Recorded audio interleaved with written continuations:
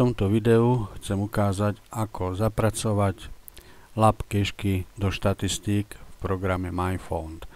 MindFound ťahá dáta z Mozilla a preto informácie o lab cachách najprv treba stiahnuť do programu Mozilla. Mozilla musíme dosiahnuť stav, aby sme do zoznamu cachiek dostali listing cache o evente. Môžeme to teda urobiť napríklad cez hľadanie podľa GC kódu. Vieme, že tento mega event mal takúto jednoduchú adresáciu GC4 www. Takže keď už mám cacheku o GeoAwards počítači, môžem si dať zobraziť, kde akože je.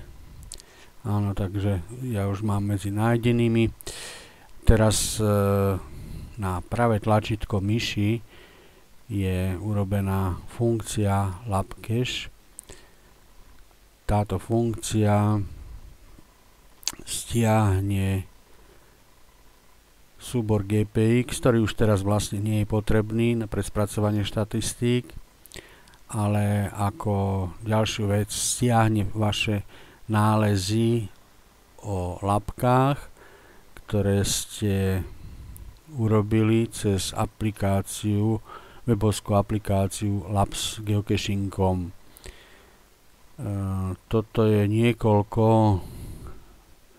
súborov, preto to trvá nejakú tú minútu. Po skončení si pozrieme, ako pokračovať v programe MindFound. Čiže v programe MindFound sa prepneme do nastavenia štatistík, dáme si záložku, kde sú labs cache a použijeme túto funkciu. Načítam údaje z Mozilla a vidím, že sa mi nahrali lab cache, ktoré sme mali zalogované.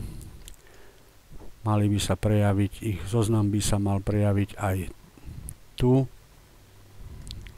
A áno, sú tu aj cache, labky, ktoré sme na mega evente našli. Ďakujem za pozornosť.